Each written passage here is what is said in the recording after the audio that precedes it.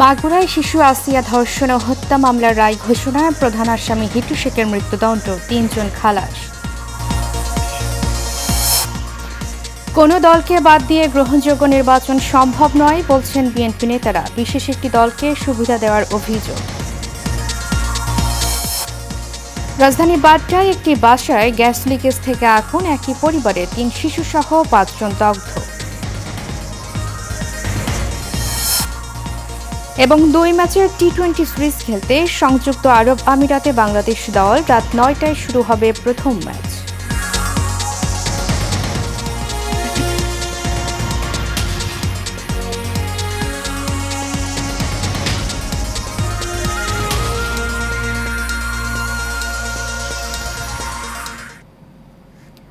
স্বাগত এশিয়ান নিউজে, সাথে আছি আমি উর্মি আক্তার। এতক্ষণ শুনছিলেন বিআরবি কেবল ইন্ডাস্ট্রিজ লিমিটেড সংবাদ শিরোনাম। এবারে চলে যাব পুরো খবরে। জুলাই গণ অভ্যুত্থানের চেতনাকে ধারণ করে অন্তর্বর্তীকালীন সরকার ডিজিটাল রূপান্তরে সকল ক্ষেত্রে নারী পুরুষের সমান সুযোগ ও অধিকার নিশ্চিত করতে প্রতিশ্রুতিবদ্ধ। বিশ্ব টেলিযোগাযোগ ও তথ্য সংঘ দিবস উপলক্ষে দেয়া এক বাণীতে প্রধান উপদেষ্টা অধ্যাপক ডক্টর মোহাম্মদ ইউনুস কথা বলেছেন। তিনি বলেন, টেলিযোগাযোগ সেবা ও তথ্য প্রযুক্তি ব্যবহার সহ ডিজিটাল রূপান্তরে নারী পুরুষের সমান অংশগ্রহণ একটি বৈষম্যমুক্ত ও আধুনিক সমাজ বিনির্মাণের পূর্বশর্ত। ডক্টর মোহাম্মদ ইউনুস তার বাণীতে আরও বলেন, অন্তর্বর্তীকালীন সরকার দেশের টেলিযোগাযোগ ও তথ্য প্রযুক্তি খাতের উন্নয়নে খুবই আন্তরিক। এবারের দিবসের প্রতিপাদ্য হচ্ছে ডিজিটাল রূপান্তরে নারী পুরুষের সমতায়ন।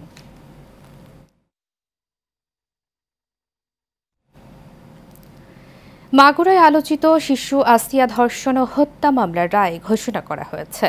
এতে মামলার প্রধান আসামি হিটু শেখকে মৃত্যুদণ্ড দিয়েছেন আদালত। হিটু শেখ হচ্ছেন আসিয়ার বোনের শ্বশুর। মাগুরায় নারী ও শিশু নির্যাতন দমন ট্রাইব্যুনালের বিচারক এম জাহিদ হাসানের রায় ঘোষণা করেন।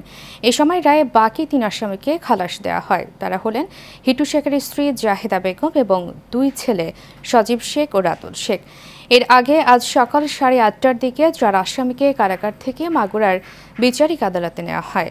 গত ৬ মার্চ মাগুরা শহরের নিজনান্দুয়ালি গ্রামে বোনের শ্বশুর বাড়িতে বেড়াতে গিয়ে ধর্ষণের শিকার হয় ৮ বছরের শিশু আসিয়া। গুরুতর আহত অবস্থায় তাকে রাজধানীর সম্মিলিত সামরিক হাসপাতালে ভর্তি করা হয়। পরে ১৩ মার্চ চিকিৎসাধীন অবস্থায় মারা যায় সে।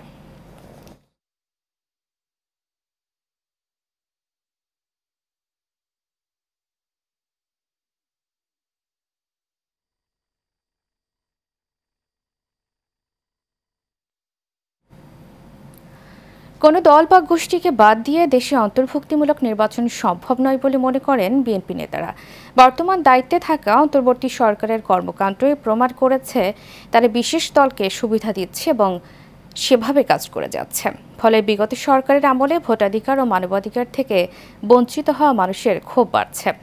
এশিয়ান টেলিভিশনের সাথে আলাপকালে এসব কথা বলেছেন বিএনপির ২ কেন্দ্রীয় নেতা হাফিজ ইব্রাহিম ও ব্যারিস্টার নাসির উদ্দিন আহমেদ অসীম।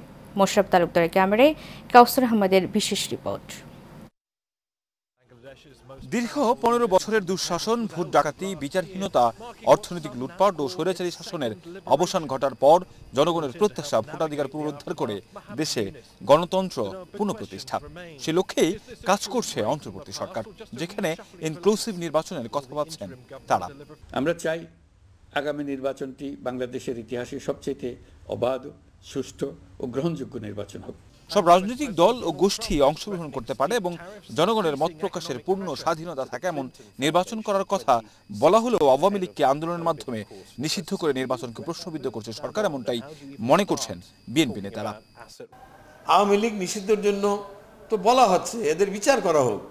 এরা যেসব অন্যায় করছে, মানবতা বিরোধী অন্যায় করেছে, এদের বিচার। আজকে 6 মাস হয়ে গেছে, এখনো তদন্ত রিপোর্ট, সবে নাকি তদন্ত রিপোর্ট আসছে। এত টাইম লাগার তো কথা না।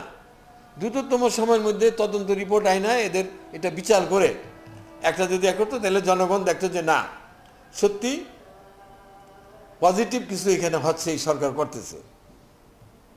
এখন তো এরকম কিছু তো হয় না এখনো। ইনক্লুসিভ ইলেকশন যদি হয় তাহলে তো পতিত স্বৈরাচার তারা তো আপনার মনে করেন যে কথাটা বলা হচ্ছে যে জুনের মধ্যে নির্বাচন বলা হচ্ছে, আর আমরা বলছি আমাদের দল থেকে বলা হয়েছে ডিসেম্বরের মধ্যে নির্বাচন আমরা চাই। ডিসেম্বরের মধ্যে নির্বাচন করা তো সম্ভব ছিল, কারণ ইতিপূর্বে আমরা দেখেছি তত্ত্বাবধায়ক সরকারগুলো 3 মাস 90 দিনের মধ্যে নির্বাচন সম্পন্ন করেছেন। সম্প্রতি অন্তর্বর্তী সরকারের বেশ কিছু সিদ্ধান্ত বিগত ফ্যাসিস্ট সরকারের কর্মকাণ্ডের সাথে মিলে যাচ্ছে বলে মন্তব্য করেন তারা। আওয়ামী লীগের সময় যেটা করেছে সেটাকে আমাদের দল বিএনপি যেরকম সমর্থন করে নাই, এখন যেটা হচ্ছে সেটা আওয়ামী লীগ যেভাবে করছে তাই হচ্ছে, তারই পুনরাবৃত্তি হচ্ছে। আমরা তো আন্দোলন এই জন্য করি নাই, 19 বা 17 বছর বা 15.5 বছর তো আমরা এই জন্য তো আন্দোলন করি না, আমরা বিএনপি এবং অন্যান্য দলগুলি। কোথাও কেউ রাস্তা বন্ধ করে 1 দিন 2 দিন সমাবেশ করছেন, কিন্তু অন্য কোথাও নিজেদের ন্যায্য দাবি আদায়ের জন্য যখন আপনার রাজপথে নেমেছেন, তখন আবার আমরা সেই স্বৈরাচারী কায়দায় যে পুলিশের ব্যবহার যেটা আমরা সেটাও দেখেছি। সরকারের কর্মকাণ্ডের মধ্যেই কিন্তু আপনার বৈষম্যের স্পষ্ট অবস্থান আছে, উপস্থিতি দেখা যাচ্ছে, লক্ষ্য করা যাচ্ছে। জানান, আগামী জুনের মধ্যে নির্বাচন অনুষ্ঠিত হওয়া নিয়ে যে শঙ্কা তৈরি হয়েছে সেটি রাজনীতিবিদদের তো বটেই, জনগণের মনেও ক্ষোভের তৈরি করছে। Kawsar Ahmed, Asian television, Dhaka. BNP নেতা ইশরাক হোসেনকে ঢাকা দক্ষিণ সিটি কর্পোরেশনের মেয়র পদে বসানোর দাবিতে নগর ভবনে ফের জড়ো হচ্ছেন বিক্ষোভকারীরা।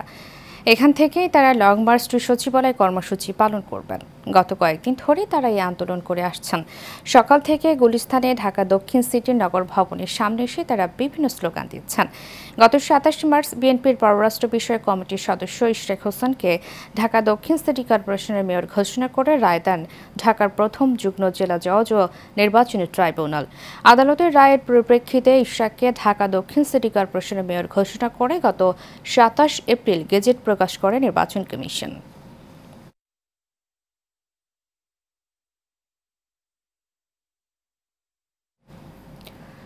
রাজধানী বাড্ডার দক্ষিণ আনন্দনগরের আনসার ক্যাম্পের পাশে একটি বাসায় গ্যাস লিকেজ থেকে বিস্ফোরণের ঘটনা ঘটেছে।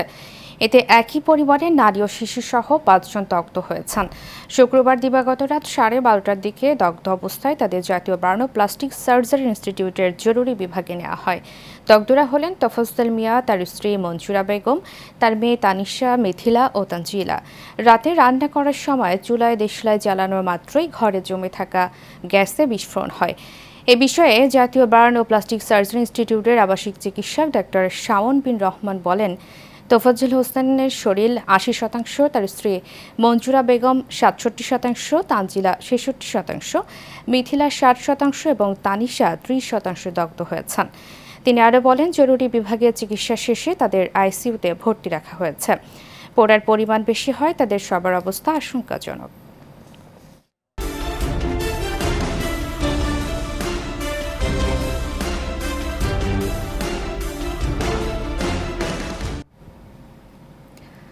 ফ্যাসিবাদের দোসররা দেশের বিভিন্ন স্থানে অরাজকতা সৃষ্টি করছে বলে অভিযোগ করেছেন বিএনপির স্বেচ্ছাসেবক বিষয়ক সম্পাদক মীর শরফত আলী সব্য।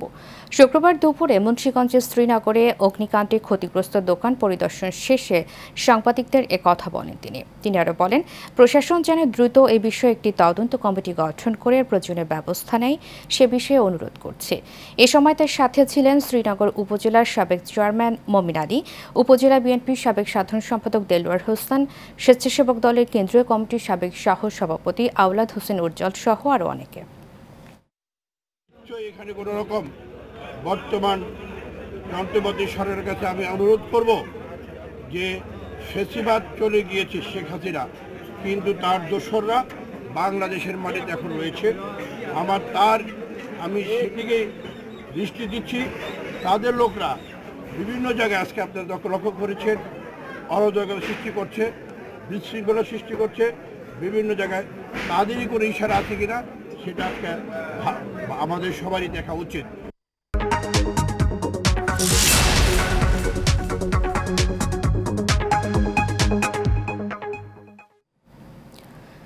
আজ সাপ্তাহিক ছুটির দিন, তবে আসন্ন ঈদুল আজহা উপলক্ষে টানা 10 দিন ছুটির মধ্যে 2 দিন নির্বাহী আদেশে ছুটি থাকায় 17 ও 24 মে অফিস খোলা রাখার সিদ্ধান্ত নেওয়া হয়। ফলে আজ শনিবার সাপ্তাহিক ছুটির দিন হওয়া সত্ত্বেও খোলা থাকছে সরকারি বেসরকারি অফিস ও আর্থিক প্রতিষ্ঠান। দেশের সব ব্যাংক ও শেয়ার বাজার খোলা রয়েছে।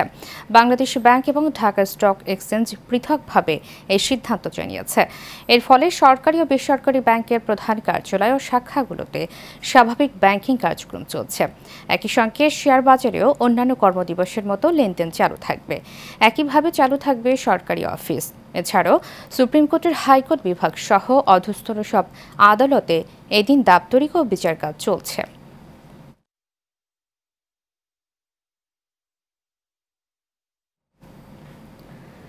যমুনা গ্রুপের উদ্যোগে বাংলাদেশে পেশাদার কম্ব্যাট স্পোর্টস অঙ্কনের এক নতুন অধ্যায়ের সূচনা করল ডাবল হর্স টায়ার্স। বাংলাদেশ মুই থাই ফাইটারদের সঙ্গে আনুষ্ঠানিক চুক্তি সই হয়েছে। যমুনার রাবার অ্যান্ড টায়ার ইন্ডাস্ট্রিজ লিমিটেডের সিইও ও ডিরেক্টর নাজেল ইসলামের উপস্থিতিতে অনুষ্ঠিত হয় চুক্তি স্বাক্ষর অনুষ্ঠান, যা দেশের ইতিহাসে প্রথম মুই থাই ফাইট নাইট আয়োজনের পথে এক গুরুত্বপূর্ণ মাইল ফলক। ডাবল হর্স এই উদ্যোগের মাধ্যমে তাদের ব্র্যান্ডিং ও মার্কেটিং কৌশলে নতুন মাত্রা যোগ করতে চায়।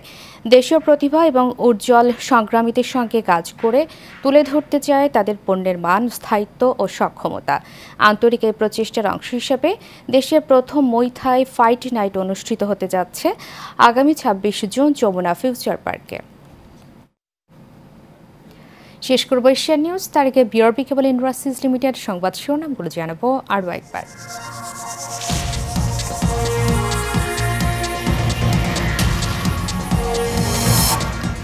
মাগুরায় শিশু আসিয়া ধর্ষণ ও হত্যা মামলার রায় ঘোষণা, প্রধান আসামি হিটু শেখের মৃত্যুদণ্ড, ৩ জন খালাস।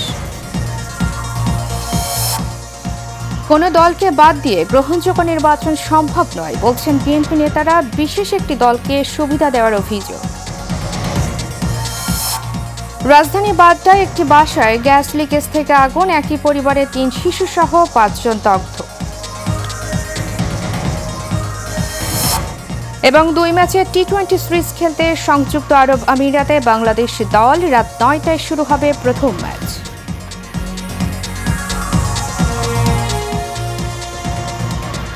এশিয়া নিউজ এ পর্যন্তই। পরবর্তী সংবাদ দেখার আমন্ত্রণ জানিয়ে শেষ করছি। ধন্যবাদ সবাইকে।